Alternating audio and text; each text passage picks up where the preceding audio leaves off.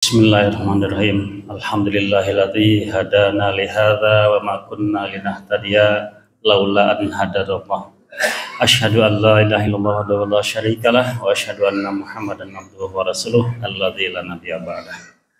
Wassalatu wassalamu ala Rasulillah wa ala alihi washabihi wa man wala la haula wa la quwwata illa billah ma ba'd. Masyaallah muslimin rahimakumullah. Alhamdulillah tadi sudah kita mungkin yang ada nonton film televisi siaran langsung sidang isbat di Kementerian Agama menyatakan bahwa besok masih bulan Ramadan sehingga kita masih alhamdulillah masih bisa saum lagi. Jadi bulan ini tahun ini kita saum 30 hari. Walaupun kalau misalkan ternyata 29 hari juga kita siap insyaallah. Yang penting 1 bulan lah namanya. Berarti masih ada waktu, mungkin yang belum punya baju lebaran masih ada waktu untuk belanja, menyiapkan kue lebaran segala macamnya. Baik, selama bulan Ramadan ini, 1 bulan ini kita banyak melakukan amal ibadah siam atau berpuasa di siang hari, qiyamnya atau salat malam, salat tarawih di malam harinya, infak, sedekah dan berbagai macam aktivitas amal ibadah yang lainnya termasuk baca Al-Quran, tilawatil Quran. Karena bulan Ramadan adalah bulan Al-Quran, maka kita membaca Al-Quran di bulan Ramadan ini sebagai memuliakan bulan Ramadan dan memuliakan Al-Quran. Nah, bagi jamaah mungkin ada yang pernah mengkhatamkan selama 1 bulan ini, sudah ada yang khatam Al-Quran? Ada, alhamdulillah. Ada yang khatam 2 kali? Ada, alhamdulillah. Ada yang 3 kali? Ibu-ibu ada yang 3 kali khatam Quran? Ada? Cobi ngacung. Aya sabara ulang. Aya saurang. Anu 2 kali sabara orang. Cobi anu 2 kali. Anu khatam 2 kali. Kakek paling seueur nya. Kakek sabara kali kak? Ibu-ibu anu 2 kali khatam Quran aya sabara orang? Mung saurang? Kayak candak hadiahna.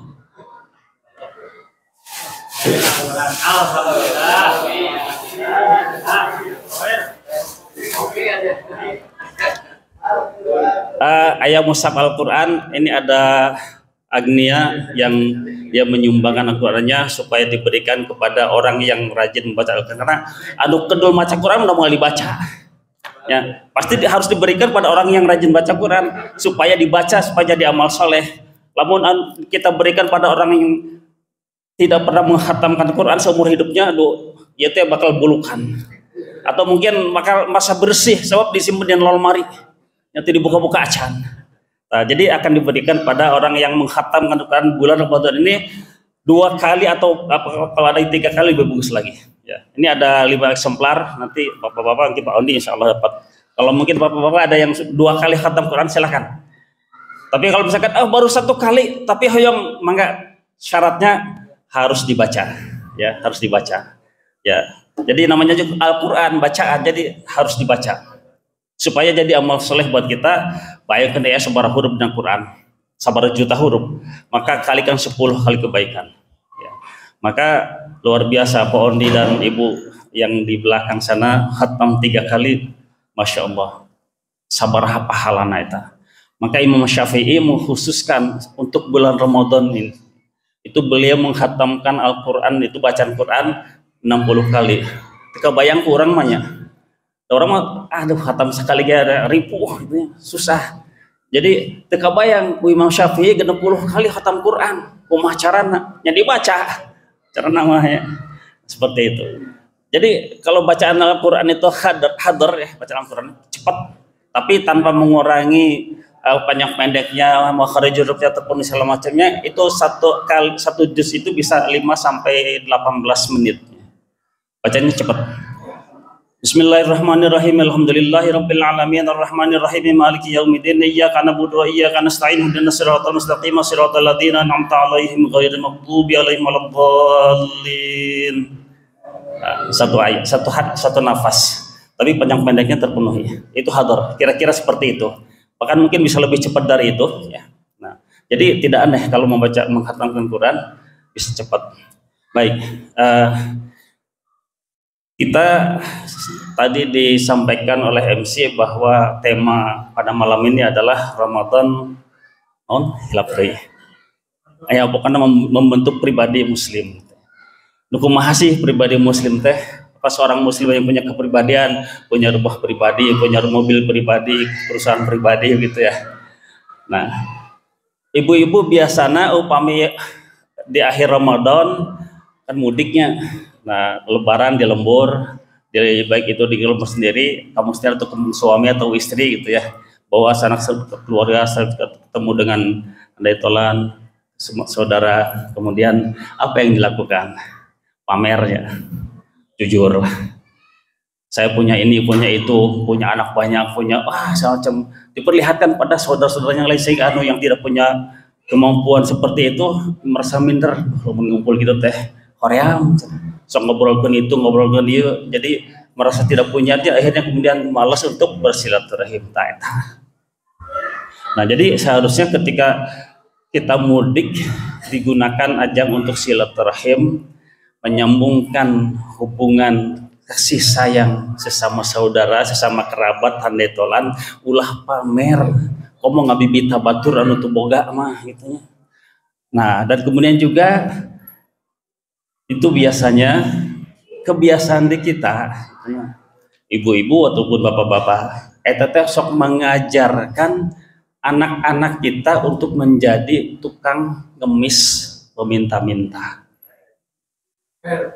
Tak gening ngaku. PRW itu PRW biasa berbagi. Insya Allah kita sudah berbagi ke PRW. Ya. Jadi anu taja keng THR ke PRW. Lapor unggul. Ya. Jadi ketika ada anak-anak itu sok minta THR ke Mang, ke Bibi, ke Wa. Itu teh mengajarkan anak dan menanamkan mental peminta-minta pada anak-anak kita. Dan itu adalah kebiasaan yang sangat buruk. Islam tidak mengajarkan seperti itu. Sehingga kemudian anak-anak punya pribadi yang ketergantungan pada orang lain, punya mental bahwa orang lain itu harus memberikan sesuatu pada dirinya, bahwa dirinya berhak untuk mendapatkan lebih dibandingkan yang lain. Nah, yang ditanamkan harusnya ketika ada rezeki, ajarkan anak-anak kita berbagi. Alhamdulillah selama bulan Ramadan, kenceleng sabar tadi 5 juta sekian, ditambahkan ada operasi segala macamnya 8 juta. Luar biasa. Sebulan ya, selama sebulan itu pas tarawih unggul. Maghrib, zuhur, subuh mantu.